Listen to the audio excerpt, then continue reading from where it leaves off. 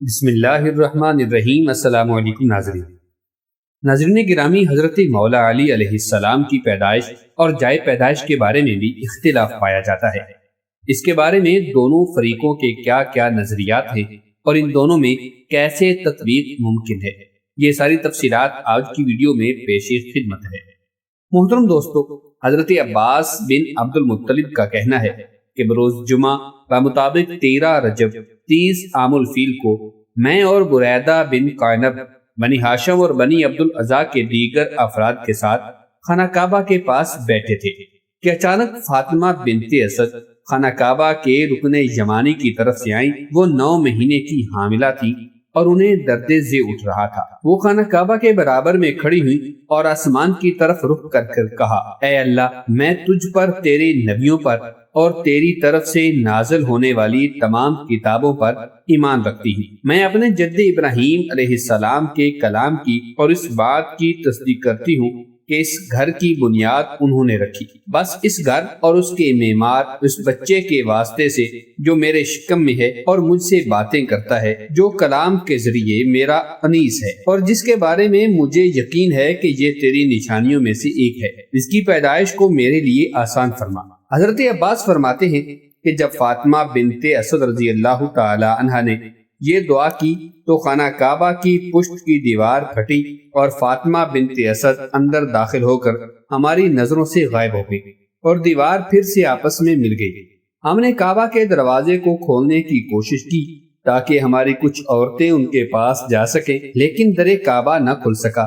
اس وقت ہم نے سمجھ لیا کہ یہ کوئی امر الہی ہے۔ فاطمہ 3 دن تک خانہ کعبہ میں رہی۔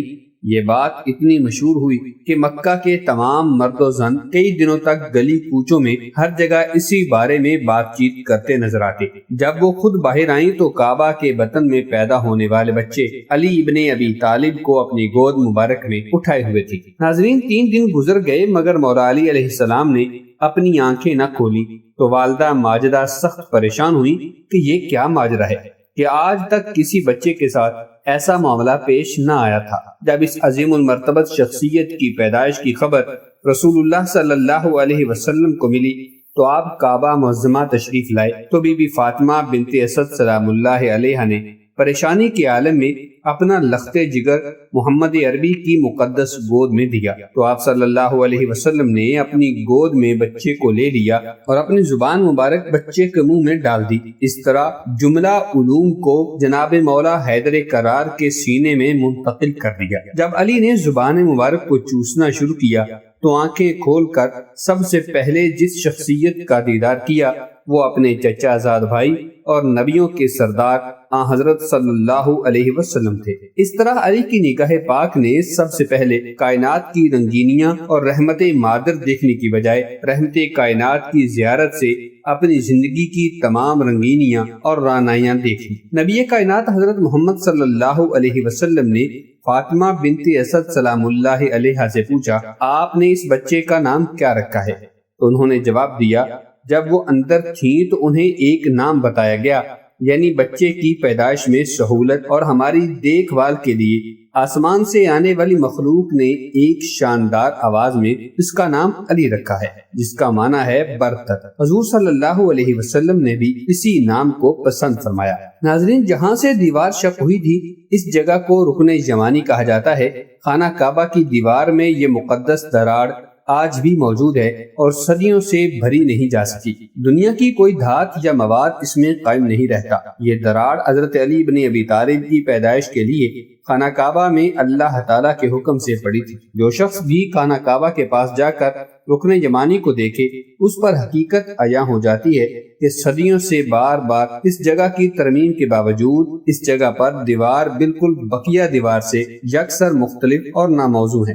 یہ تو تھا ایک گروہ مومنین کا موقف اور نظریہ، جبکہ دوسرا گروہ اس سے یکسر مختلف نظریے کا حامل ہے۔ دوسرے فریق کے نزدیک حضرت علی علیہ السلام کی پیدائش کعبہ معظمہ میں نہیں ہوئی بلکہ کعبۃ اللہ سے باہر ہوئی ہے، اور کعبہ میں صرف حضرت حکیم بن حزام رضی اللہ تعالیٰ عنہ کی پیدائش ہوئی ہے۔ ان کی پیدائش کا قصہ بھی بہت عجیب ہے اور یہ ایک ایسی منفرد اور بے نظیر آپ کی خصوصیت ہے جو پوری کائنات میں آپ کے سوا کسی دوسرے کو حاصل نہیں۔ امام حاکم رحمۃ اللہ تعالی علیہ نے المستدرک میں ایک روایت ذکر کی ہے جس میں مصعب بن عبداللہ فرماتے ہیں کہ واقعہ فیل سے 13 سال قبل کا دور تھا۔ ان کی والدہ ماجدہ حاملہ تھیں۔ وقت ولادت قریب آیا، یہ چند قریشی عورتوں کے ہمراہ بیت اللہ شریف کی زیارت کے لیے تشریف لے گئی تھی۔ وہاں درد ذہ شروع ہو گیا، بامر مجبوری انہیں کعبہ کے اندر لے جایا گیا۔ اللہ کے حکم سے اسی موقع پر وہی حکیم کی پیدائش ہوئی۔ نیچے بچھائے ہوئے کپڑے وغیرہ جو آلودہ ہوئے وہ زمزم سے دھوئے گئے۔ ناظرین گرامی، اب ان دونوں فریقوں کے درمیان تطبیق اس طرح کی جا سکتی ہے کہ اگر تو کعبہ میں ولادت امیر المومنین کے قول کو قبول کیا جانا ہی علی المرتضیٰ کی شان کی انتہا ہے تو شاید یہ کہنا نامناسب ہے، کیونکہ یہ شان تو فریق ثانی کے قول کے مطابق جناب حکیم بن حزام کو بھی حاصل ہے۔ اب ایک گزارش یہ ہے کہ علی المرتضیٰ شیر خدا رضی اللہ تعالی عنہ کی شان با کمال کتنی ہے اللہ اور اس کے رسول ہی بہتر جانتے ہیں۔ اگر علی المرتضیٰ کی پیدائش کعبہ معظمہ سے باہر ہوئی یا کہ کعبہ کے اندر، اس سے کوئی فرق نہیں پڑتا، اور نہ ہی کسی مومن کو اس بحث میں پڑنا چاہیے۔ بس ایک ہی بات اپنے دل و دماغ کی تختی پر نقش کر لیں کہ جس کو دو جگ کے سلطان نبی کریم صلی اللہ علیہ وسلم نے اپنا بھائی بنایا اور غدیر خون کے موقع پر جو اعزاز اور شرف بخشا وہ کائنات میں کسی کو نہ عطا ہوا اور نہ ہوگا۔ ناظرین گرامی، آپ اس بارے میں کیا کہتے ہیں؟ اپنی قیمتی رائے کا اظہار ضرور کیجیے گا، اور اگر آپ کو یہ ویڈیو پسند آئی ہو تو علی سیریز کو دیکھتے ہوئے چینل کو سبسکرائب ضرور کیجیے گا۔ اللہ رب العزت ہم سب کا حامی و ناصر ہو، آمین ثم آمین۔